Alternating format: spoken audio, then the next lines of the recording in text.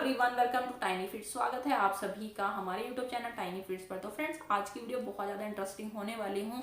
आज की इस वीडियो में मैं अपनी प्रेगनेंसी जर्नी आप लोगों के साथ शेयर करने वाली हूँ कि मेरी प्रेगनेंसी जर्नी कैसी रही है और मेरी प्रेगनेंसी जो थी वो प्लान थी या अनप्लान थी, क्या हुआ, कैसे, क्या सब कुछ चीज़ें मैं डिटेल में आपको यहाँ पे बताने वाली हूँ। और मैं यहाँ पर आपको बता दूँ कि जो मेरी प्रेगनेंसी रही है फ्रेंड्स, क्वारंटीन टाइम में रही है, यानी कि 2020 में जब क्वारंटीन हुआ, कल हो गई थी, पैनिक सिचुएशन थी उस टाइम पे इंडिया की, क्या पूरे वर्ल्ड की ही। तो ऐसे में प्रेगनेंसी को कैसे, प्रेगनेंसी टाइम में कैसे पॉजिटिव रही हूँ, क्या क्या चीज़ें, क्या क्या डिफिकल्टी आई, सारी चीज़ें मैं आपको इस वीडियो में बताऊंगी। तो ताकि आप लोग भी मोटिवेट हो पाओ और छोटी छोटी प्रॉब्लम जो यार होती है उसको कैसे आप घर बैठे ही, और कैसे उस चीज़ को मैंने सॉल्यूशन लिया। क्योंकि उस टाइम पर यार डॉक्टर भी विजिट करने से बहुत ज़्यादा मना करते थे, इमरजेंसी सिचुएशन में ही डॉक्टर विजिट करने के लिए बोलते थे। तो वीडियो में बने रहना फ्रेंड्स। वीडियो अच्छी लगे वीडियो को एक लाइक कर देना, चैनल को सब्सक्राइब कर देना।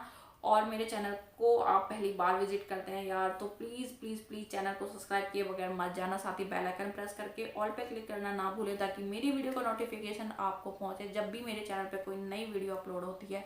तो चलिए शुरू करते हैं फिर आज की वीडियो। तो फ्रेंड्स, यहाँ पे सबसे पहले हम बात करते हैं कि जो मेरी प्रेगनेंसी थी वो प्लान थी या अनप्लान थी। तो यहाँ पे मैं आपको बता दूं कि मेरी प्रेगनेंसी पूरी तरह से मैंने प्लान की थी। क्योंकि जैसे मेरी शादी का 1 साल हो चुका था, 2019 में मेरी शादी हुई, और उसके बाद 6-7 महीने बाद ही मेरी फैमिली वाले और मेरे मायके ससुराल दोनों वाले प्रेशर बनाना शुरू कर दिया कि एज हो रही है, 28 प्लस हो रहे हो, शादी भी को भी 1 साल होने वाला है, बच्चा कर लो, कब करोगे बच्चा, उम्र हो रही है, फलाना ढिमाका, फिर प्रॉब्लम होती है, इलाज चलता है, ये सारी मतलब मेडिकल सिचुएशन हो जाती है, कंसीव कर लेना चाहिए, सही टाइम है। फैमिली में यार होती है, आपकी भी फैमिली में होती होगी, बड़ों का प्रेशर आना शुरू हो जाता है कि बच्चा प्लान कर लो। तो हम लोगों ने, मतलब मैंने और हस्बैंड ने इस बारे में बात करी। तो मेरे हस्बैंड तो अभी भी रेडी नहीं थे आफ्टर 1 ईयर। तो मैंने बोला कि 1 ईयर के बाद हम कंसीव करेंगे, मतलब ट्राई करेंगे, प्लान करेंगे प्रेगनेंसी को। तो यार उस टाइम पर किसी को नहीं पता था कि 2020 में कोविड नाम की सिचुएशन आ जाएगी, कोविड नाम का ऐसा वायरस आएगा कि बहुत ज़्यादा ऐसी सिचुएशन आ जाएगी, लॉकडाउन सिचुएशन आ जाएगी।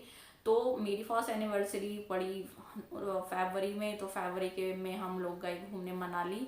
और उसी के यार उस साल भी मतलब ऐसे ही थी, 7-8 मार्च की थी। तो होली के बाद क्या हुआ कि जो मेरे ब्रदर इन लॉ हैं वो देहरादून रहते थे उस टाइम पर। तो होली के 10-20 दिन बाद क्या हुआ कि अचानक से बहुत ज़्यादा खबरें आने लगी कि लाइक कोविड सिचुएशन हो रही है, ऐसा हो रहा है, वैसा हो रहा है। मतलब खबरें तब तक ऐसी सुनने को मिल रही थी, कोई सीरियस नहीं था। बट जैसे ही 20-21 तारीख में तो लॉकडाउन ही हो गया था। तो उस टाइम पर हम देहरादून थे। तो यार मुझे मेरी बॉडी में ऐसे सिम्टम आ रहे थे, तो क्योंकि मैंने प्लान किया था। और प्लान के लिए फ्रेंड्स क्या क्या था वो मैं आपको बताऊंगी। तो हम जब घर आए तो 21-22 तारीख में शायद नवरात्रे स्टार्ट हो चुके थे, जैसे इस बार हुए हैं, सेम ऐसे ही टाइम रहा था। तो वो मैंने प्रेगनेंसी किट, मेरे पीरियड मिस हुए तो मैंने जो प्रेगनेंसी किट आती है वो टेस्ट किया तो पॉजिटिव रहा। तो वी आर हैप्पी। बट एक मिक्स फीलिंग थी कि यार अभी तो ये कोविड है, कैसे क्या होगा, प्रेगनेंसी भी हो गई, मतलब ऐसी सिचुएशन बहुत ज़्यादा हो रही थी। फिर धीरे धीरे सिचुएशन, इतना नहीं पता था कि इतनी बुरी कंडीशन होगी कि 8-9 महीने लॉकडाउन हो जाएगा प्रॉपर। यही था कि 20-21 दिन का लॉकडाउन हो रहा है, ऐसे हो रहा है, वैसे हो रहा है। तो यार उससे पहले की जर्नी में बताती हूँ कि कैसे प्लान प्रेगनेंसी ये मैं बोल रही हूँ। तो यार अक्टूबर नवंबर में क्या हुआ ना कि मेरे पीरियड बहुत ज़्यादा मतलब वो चेंज होने लगे, फ्लक्चुएट होने लगे, कभी 15 दिन में, कभी 20 दिन में, ऐसा 1-2 बार हुआ। तो डॉक्टर विजिट किया, डॉक्टर ने भी बोला कि अभी वेट भी ठीक है, एज भी ठीक है, प्लान कर लो। उन्होंने भी ये सजेशन दी, जो एक फैमिली डॉक्टर है, जो मेरी सिस्टर इन लॉ का इलाज उनके यहाँ पे चला था। तो मेरी जो सिस्टर इन लॉ की प्रेगनेंसी फ्रेंड्स रही है काफ़ी ज़्यादा कॉम्प्लिकेटेड रही है, बहुत ज़्यादा उनके 3 से 4 मिसकैरेजेस हुए हैं, बहुत हाई रिस्क उनकी प्रेगनेंसी रही है। तो जो मेरी इन लॉ वाली फैमिली थी उनका कहीं ना कहीं डर था कि प्रेगनेंसी को ज़्यादा डिले नहीं करना चाहिए, जब हो जाए मतलब कर लेना चाहिए, उसके लिए ऐसे अवॉइड नहीं करना चाहिए, हो सकता है बहुत प्रॉब्लम हो। क्योंकि ऑलरेडी घर में उन्होंने ये चीज़ फील मतलब देखी हुई है, एक्सपीरियंस करी हुई है। तो वो चीज़ से काफ़ी डरे थे कि ऐसे हो जाता है तो मतलब प्रेगनेंसी कर लेनी चाहिए। तो डॉक्टर ने भी ये एडवाइस किया। तो डॉक्टर ने बोला कि अब मतलब प्लान करो, कोई भी प्रोटेक्शन यूज़ मत करना, protection without protection relation develop करो। तो उससे भी पहले मैं अपने ओवुलेशन को मेजर किया। मैंने 2-3 महीने मतलब ओवुलेशन पे ध्यान दिया कि ओवुलेशन के टाइम पे बॉडी में क्या क्या चेंजेस आते हैं। तो उस चीज़ों के लिए मैंने काफ़ी ज़्यादा वीडियो देखी कि ओवुलेशन के टाइम में आपकी बॉडी में क्या चेंज होता है, किस तरह का डिस्चार्ज होता है, कैसे पता चलता है कि कब ओवुलेशन आपकी बॉडी में हो रहा है और आपका जो मेंस्ट्रुअल साइकिल है वो प्रॉपर। तो मैंने 2-3 महीने ही उस चीज़ को मॉनिटर किया, उस चीज़ को मतलब अपने डायरी में नोट किया कि कितने दिन के बाद मुझे साइकिल होता है। तो प्रॉपर जो लास्ट के 2-3 महीने थे, यानी कि नवंबर, दिसंबर और जनवरी और फरवरी, ये 3-4 महीने मुझे सेम टाइम ऑफ पीरियड के गैप में, यानी कि 28, 29 के ऐसे 30 के बीच में मुझे पीरियड आता था हमेशा। तो 30 दिन के बाद में। और जो ओवुलेशन था, जिन महिलाओं का जो पीरियड साइकिल फिक्स होता है, रेगुलर होता है, मतलब फ्लक्चुएशन नहीं होता है, तो उनका ओवुलेशन भी मतलब 12 से 14 दिन के अंदर अंदर हो जाता है जब पीरियड होने के बाद में। तो ये चीज़ें हुई और ओवुलेशन को भी मैंने मॉनिटर किया, ध्यान दिया कि क्या बॉडी में चेंज होता है। मैंने कोई किट विट यूज नहीं करी, ऐसे मैनुअली चेंजेस को देखा, डिस्चार्ज देखे कैसा डिस्चार्ज होता है जो वीडियो में बताया जाता था, जैसे कि ओवुलेशन के टाइम पे ऐसे बॉडी में सिम्टम होते हैं, तो ये सारे नोटिस करे। तो उसी प्रॉपर टाइम पे मैंने रिलेशन हमने डेवलप किया। तो फर्स्ट मंथ नहीं हुआ, सेकेंड मंथ मैं कंसीव कर गई, जैसे मैंने बताया कि जब उस टाइम पे लॉकडाउन हो गया। तो यार फर्स्ट 2 मंथ की प्रेगनेंसी मेरी काफ़ी सही रही, मतलब 3 मंथ प्रेगनेंसी ठीक रही। और हम डॉक्टर में 3 मंथ के बाद मैंने अल्ट्रासाउंड कराया था, तो जहाँ पर बच्चे की हार्ट बीट आती हो, ये सारी चीज़ें होती हैं, प्रॉपर सारी चीज़ें रही हैं फ्रेंड्स। बट डॉक्टर ने यहाँ पे स्ट्रिक्ट मना किया हुआ था कि कोई भी नॉर्मल जो भी सिचुएशन होती है, नोजिया, मूवमेंट, ये वो जो भी होता है, डे पेन है, फलाना ढिमाका, कोई विजिट नहीं है। एक विजिट होती थी, वो भी जब डॉक्टर बोलते, जैसे मेरी विजिट टोटली पूरी प्रेगनेंसी में 4 से 5 हुई है, आप बिलीव नहीं करोगे। और जितनी भी छोटे छोटे क्रैम्प्स होते हैं, मेरे प्राइवेट एरिया में बहुत पेन होता था, जैसे मैंने वीडियो भी बनाई हुई है कि बहुत सारी महिलाओं को प्राइवेट पार्ट में बहुत पेन होता था। मैं डॉक्टर से फ़ोन पे कंसल्ट करती थी, तो उसका कोई इलाज नहीं है फ्रेंड्स। और पूरी प्रेगनेंसी मैंने अपने आप को बहुत पॉजिटिव रखा है। अपनी नॉर्मल डिलीवरी के लिए मैंने खुद को कैसे प्रिपेयर करा है। एक तो डॉक्टर भी कोई एक्सरसाइज वगैरह कुछ नहीं बताते यार। और मैं एक चीज़ आपको बताना चाहूँगी कि यहाँ पर आपको प्रेगनेंसी के लिए कभी भी फैमिली डॉक्टर नहीं रेकमेंड करना है कि किसी का वहाँ से इलाज चला तो वहीं से कराओ। आपको खुद भी चूज करना है। उनके डॉक्टर के रेशो जानना बहुत इंपॉर्टेंट है। जो पेशेंट है कि वो नॉर्मल ज़्यादा कराती है, सी सेक्शन कराती है, किस चीज़ का ट्रेंड है, क्योंकि आजकल ना डॉक्टर भी ना मोटा पैसा बनाने के लिए बेवजह भी आपको सी सेक्शन करवा देते हैं। तो ऐसा डॉक्टर सेलेक्ट करें जो नॉर्मल डिलीवरी करवाए और नॉर्मल डिलीवरी के लिए 100% मतलब कोशिश करें। एंड टाइम क्या होता है किसी को नहीं पता, डॉक्टर भी नहीं कह सकता यार पहले से कि हम नॉर्मली कर देंगे और भाई प्रॉब्लम सिचुएशन ऐसी बन जाए कि यहाँ पर आपका सी सेक्शन नहीं करना पड़े। तो ये भी चीज़ें आपको माइंड में होना चाहिए, मतलब इतना एजुकेट आपको माइंड होना चाहिए, अपनी नॉलेज आपको गेन करके रखनी चाहिए कि एंड टाइम में क्या क्या सिचुएशन हो जाती हैं। तो मेरे साथ भी यही था फ्रेंड्स। मैंने अपने माइंड को डिटरमाइन किया हुआ था कि मुझे तो नॉर्मल ही करनी है। जबकि मैंने जैसे बताया कि मेरी इन लॉ वाली फैमिली में बहुत ज़्यादा मतलब उन्होंने बैड एक्सपीरियंस रहा है उनका फर्स्ट सिस्टर इन लॉ के साथ। तो उनकी जो मतलब मेरी सिस्टर इन लॉ के साथ बुरा एक्सपीरियंस रहा है, तो उन्होंने ये रहा कि माइंड में ये मत करो कि मुझे नॉर्मली करना है, जैसे भी हो सी सेक्शन भी होगा हम सी सेक्शन करवा लेंगे, पर बच्चा और माँ दोनों मतलब हमें ठीक चाहिए। मैंने कहा नहीं, मुझे तो नॉर्मली करना है। तो उसके लिए यार एक तो डॉक्टर की विजिट बहुत कम होती थी, प्रॉब्लम कुछ नहीं होती थी। खाने पीने का मैंने बहुत अच्छे से ध्यान रखा है, एक्टिव मैं बहुत ज़्यादा रही हूँ। कोविड के टाइम पर भी मैं वॉक करने जाती थी, जबकि घर से बाहर निकलना मना था, बट खाना खाने के बाद मास्क लगा के प्रॉपर कवर करके मैं और मेरे हस्बैंड हम डेली अपनी पूरी कॉलोनी का राउंड लगाते थे रात में। और सुबह में भी मैं छत पे टहलने जाती थी। विटामिन डी मैंने भरपूर लिया, मैंने खाना बहुत अच्छा हेल्दी खाना खाया है। यहाँ पर बेस्ट चीज़ क्या आती थी कि फूड क्रेविंग बहुत ज़्यादा होती थी, पर बाहर का खाना अलाउ नहीं था। ये बेस्ट चीज़ हुई है उसमें कोविड के टाइम पर। और जो सेकंड बेस्ट चीज़ है वो ये है कि हस्बैंड का साथ प्रॉपर मुझे मिला है। जो भी क्या होता है ना कि यार आप सबसे ज़्यादा ओपन आप अपने हस्बैंड से रहते हैं। फैमिली में कितने भी कोई भी कितना भी क्लोज हो, बाकी सब बहुत ध्यान रखते थे, बट आप जरा सी प्रॉब्लम है, आपका मूड स्विंग हो रहा है या पैरों में दर्द है कुछ भी, और आपका हस्बैंड ऑल टाइम 24 आवर मेरे साथ रहते थे।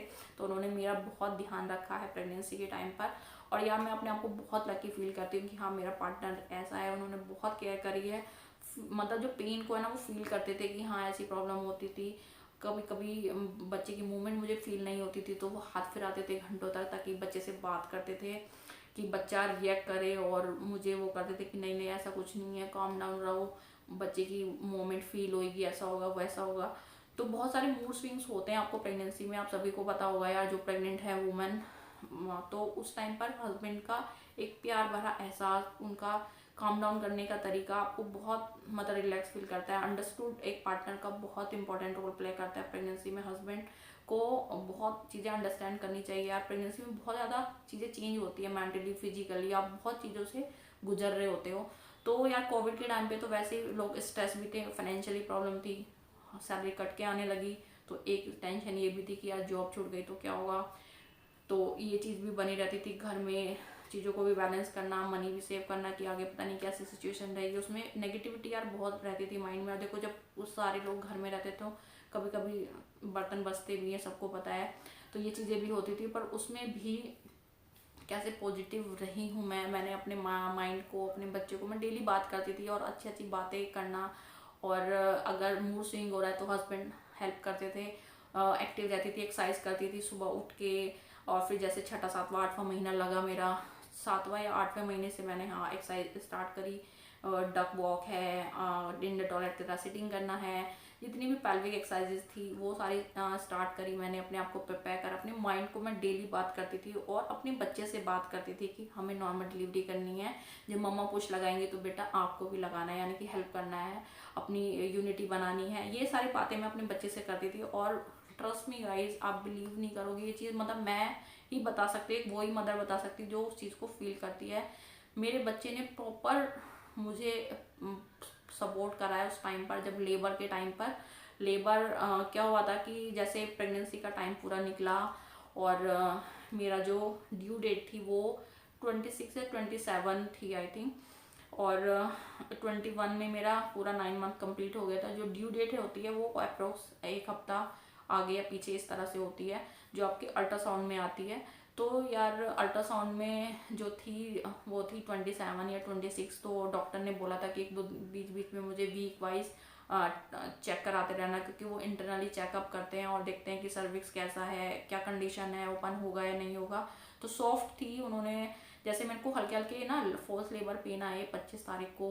तो मेरे हस्बैंड उस टाइम पे गुड़गांव में थे और डिसमेंटलिंग का उनकी कंपनी में काम चल रहा था, तो वो सुबह सुबह ही आए और हम डॉक्टर की विजिट गए। तो डॉक्टर ने बोला कि मुझे एडमिट करा देना, इंड्यूस के थ्रू डिलीवरी होगी, क्योंकि पेन नहीं आ रहा है, बच्चा की जो डेवलपमेंट है वो कंप्लीट हो चुकी होती है। जो लास्ट का जो अल्ट्रासाउंड रिपोर्ट होता है उसमें बच्चे की जो डेवलपमेंट थी वो कंप्लीट हो चुकी थी। तो फ्रेंड्स यहाँ पर मैं एक चीज़ आपको बताना चाहूँगी कि जब बच्चे की डेवलपमेंट कंप्लीट हो जाती है और आपको लेबर पेन नहीं आता है तो आपको या तो इंड्यूस डिलीवरी करानी चाहिए, जो भी आपके डॉक्टर सजेस्ट करे, क्योंकि फिर यहाँ पे जो प्लेसेंटा एक गुड्स जो चीज़ें आपके बच्चे को ट्रांसफ़र करता है, फिर क्या होता है ना कि वो बच्चा को ऑक्सीजन और ब्लड सप्लाई करना बंद कर देता है। तो ज़्यादा देर तक भी वेट करना सही नहीं होता है, बच्चे के लिए प्रॉब्लम हो जाती है। बहुत बार बच्चे क्या होता है ना कि उनकी हार्ट बीट बहुत स्लो हो जाती है, प्रॉब्लम मतलब कोई ना कोई प्रॉब्लम हो जाती है। तो यहाँ पर ज़्यादा वेट भी नहीं करना है। तो उन्होंने बोला कि इंड्यूस पेन के थ्रू ही डिलीवरी होगी और सर्विस 2 सेंटीमीटर डायलेट हो चुकी है। उन्होंने मुझे ऑयल दिया एक कि कैस्टर ऑयल पीना रात में, ताकि आपको क्या होगा ना कि लूज मोशन हो जाएंगे, जितना भी जो भी एनएस आपका पूरा प्रॉपर खाली हो जाएगा। तो मुझे रात में बहुत ज़्यादा ऐसे बहुत ज़्यादा मतलब इमोशंस थॉट्स आ रहे थे कि क्या होगा, कैसे होगा डिलीवरी के टाइम पर, मैं पुश लगा पाऊंगी या डिलीवरी कर पाऊंगी, क्योंकि यार एक नया एक्सपीरियंस होता है, आप डरे हुए होते हो उस टाइम पर आपके बच्चे के लिए कि मेरा बच्चा कैसा होगा, कैसा फेस होगा। बहुत सारे ऐसे मल्टीपल थॉट्स मेरे माइंड में उस टाइम पे उस रात थे, 25 की रात को। तो 26 की सुबह सुबह मुझे एडमिट करा दिया गया हॉस्पिटल में। हॉस्पिटल में एडमिट कराने के बाद उन्होंने 10 बजे बोला, 10 बजे हम लोग चले गए थे हॉस्पिटल। और हॉस्पिटल में जाने के बाद ही डॉक्टर आए, डॉक्टर ने विजिट किया सर्विक्स को कि क्या सीन है, कैसे मतलब रात भर में भी उन्होंने बोला परफेक्ट है, 2 से 3 सेंटीमीटर डायलेटेड है।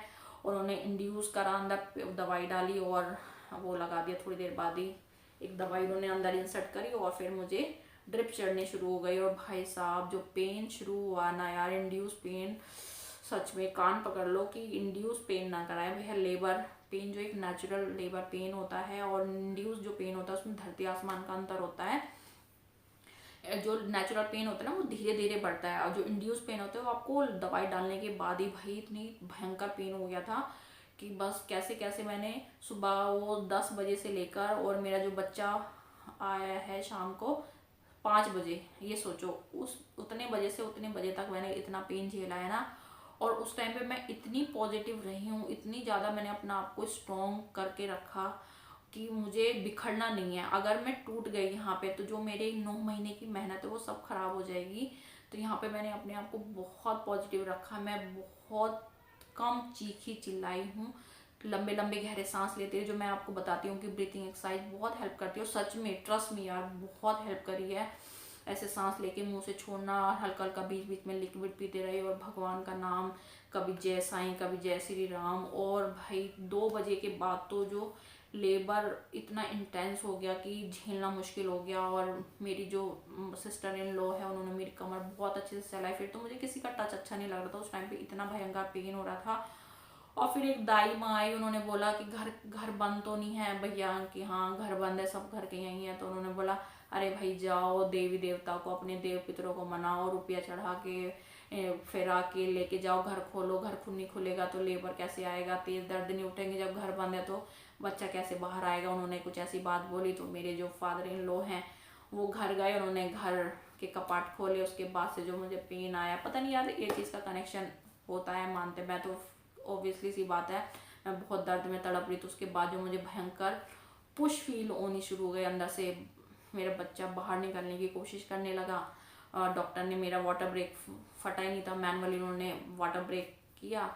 और उसके बाद तो 4 बजे के बाद तो मुझे इतना भयंकर पेन आना शुरू हुआ, मतलब 2 से 3 बजे में मुझे पेन बहुत बढ़ गया। तो उन्होंने, डॉक्टर ने चेक किया कि पूरा है। जब भी आपको ऐसा लगे, डॉक्टर बोल के गई कि जब भी आपको ऐसा लगे कि अंदर से कुछ पुश हो रहा है, धक्का लग रहा है, तो आप भी धक्का लगा देना, कोई बात नहीं, बच्चा यहीं हो जाएगा। जो लेबर रूम में नहीं होता, मतलब एक आपको जो रूम अलॉट करते हैं वहाँ पर था, और जो डिलीवरी रूम वो अलग होता है। क्योंकि क्या सिचुएशन बने, नॉर्मल हो जाए या आपको सी सेक्शन करना पड़े, तो ऑपरेशन थिएटर अलग होता है। तो मैं तब तक उस रूम में थी जहाँ पे मुझे अलॉट करा गया था। और आसपास जो जितने भी रूम थे जहाँ पर और भी लेडीज़ थी यार, इतना बेचारी चीख रही चिल्ला रही थी। तो आज भी मेरी सास ये कहती है कि मुझे तो बच्चा ऐसे ही हो गया, बिना पेन वेन के, कोई दर्द इतना उठा नहीं। आसपास की तो लेडीज़ लड़कियाँ इतनी चिल्ला रही थी, तो मुझे तो बिना दर्द के हो। यार ऐसा नहीं होता है, हाथ कटने पे सबको उतना ही दर्द होता है जितना आपको होता है। कोई बहुत ज़्यादा रो जाता है, कोई उसको बर्दाश्त कर लेता है। बस ये फ़र्क होता है कि आप रिएक्ट कैसे करते हो। मैंने जो रिएक्ट करा था वो बहुत माइनर करा। मैंने अपनी एनर्जी सेव करके रखी थी लास्ट के टाइम के, कि मुझे धक्का लगाना है। जब भी डॉक्टर ये बोलेगी कि पुश लगाओ या बच्चा धक्का लगाएगा, मैं उस टाइम पर हमें सपोर्ट करना है। और मैं पूरे टाइम लेबर में अपने बच्चे से ही बात करती रही कि बच्चा जल्दी बाहर आ जाओ, मम्मा को सपोर्ट करना है, ऐसे करना है। यार बच्चा भी सुनता है आपकी आपकी फीलिंग को, बच्चा फील करता है। ये आप सभी को पता है कि बच्चा सारी चीज़ें सेंस जो होते हैं ना वो पेट में ही सीख के आता है, घर में ही सीखता है। तो बच्चा प्रॉपर अंडरस्टूड करता है। आप रोते तो बच्चे को भी रोने वाली फीलिंग आती है, आप हंसते तो बच्चा भी हैप्पी फील करता है, आप टेंशन में रहते तो बच्चा भी टेंस फील करता है। ये सारी चीज़ ऐसी होती है। तो मैंने अपने बच्चे को तो पेट के अंदर ट्रेन करा ही, और बच्चे ने प्रॉपर सपोर्ट भी करा। जब पुश फीलिंग आई तो मैंने भी पुश लगाया, बच्चे ने भी पुश लगाया। और बिलीव मी, 4 से जो 4:30 बजे का जो टाइम था बहुत ज़्यादा इंटेंस फील थी और पुशिंग फीलिंग थी उस टाइम पे। ऑपरेशन थिएटर में मैंने 5 से 6 पुश लगाए होंगे मेरा बच्चा बाहर। और जो वो फीलिंग है यार, आई कांट एक्सप्लेन। रोना आ रहा था और अंदर से चीखना भी आ रहा था। और सब जो दर्द उससे पहले जो भी वो हुआ है 10 से ये 5 बजे तक, वो कुछ मैं सब भूल गई। और बस ये ध्यान था, तो मुझे जो अभी भी मेमोरी ध्यान है वो यही है कि मेरे बच्चे की फर्स्ट क्राई और मेरे आंसू और खुशी कि यस मैंने कर दिया, कर दिखाया, डिलीवरी हो गई, सब घर में हैप्पी सब। तो ये मेरी जर्नी रही है फ्रेंड्स। तो यहाँ पे मैं यही बोलूँगी कि स्टे पॉजिटिव, अपने आप पे बिलीव करें, अपनी बॉडी को समझें। आप अपनी बॉडी पे विश्वास करेंगे तो डेफिनेटली आपको वही रिजल्ट मिलेगा जो आप चाहते हैं। तो किसी और की बातों में ना आए कि आप छोटे हैं, बड़े हैं, मोटे हैं, ऐसे वैसे हैं। हर तरह की वुमेन्स में डिलीवरी करने की शक्ति होती है, क्योंकि गॉड ने आपको चूज़ किया है इसीलिए, क्योंकि आप में इनर पावर बहुत है। वुमेन में इनर पावर बहुत होती है, बस उसको ठानने की ज़रूरत होती है, उसको पहचानने की ज़रूरत होती है। तो अपनी शक्ति को, अपनी क्षमता को ज़रूर पहचानें और रिजल्ट आपके सामने होगा। ये वीडियो बनाने का मोटिव यही था कि आपको थोड़ी सी मोटिवेशन मिल पाए। मेरी जर्नी बहुत अप्स एंड डाउन्स में रही है। कोविड के टाइम पर आप मतलब कुछ चीज़ें बातों में नहीं महसूस कराई जा सकती, और मेरे पास उस टाइम के कोई फुटेज भी कोई खास नहीं है, थोड़ी बहुत ही है जो मैंने वीडियो बनाई है। तो मैंने जगह जगह पर अपने फ़ोटो वीडियो लगाए हैं, तो उससे आप थोड़ा सा आइडिया ले सकते हो। मैंने मैंने अपनी प्रेगनेंसी को एंजॉय बहुत किया है, तो वही आपको करना है, अपनी प्रेगनेंसी को एंजॉय करें और अपने आप पे बिलीव करें, अपने बॉडी पे बिलीव करें, अपने बच्चे को वो चीज़ बिलीव दें, क्योंकि एक डिटरमाइंड बहुत इंपॉर्टेंट रोल प्ले करती है पूरी लाइफ के लिए। अगर आप माइंड से पक्के रहेंगे प्रेगनेंसी के टाइम पे, तो आपके बच्चा भी पूरी लाइफ में डिटरमाइंड के साथ चीज़ों को करेगा, उसमें भी करने की क्षमता, मजबूती रहने की क्षमता बच्चे में बनेगी। तो ये वीडियो फ्रेंड्स कैसी लगी ज़रूर बताना, कमेंट करना, और अपनी जर्नी भी मेरे साथ आप शेयर कर सकते हो। मेरी इंस्टाग्राम आईडी मैंने नीचे लिंक में डिस्क्रिप्शन दिया है, आप वहाँ भी मुझे फॉलो कर सकते हैं। और मेरा चैनल अभी तक सब्सक्राइब नहीं किया तो चैनल को सब्सक्राइब कर लीजिएगा। मिलते हैं नेक्स्ट वीडियो में, तब तक के लिए bye bye, take care and thanks for watching this video.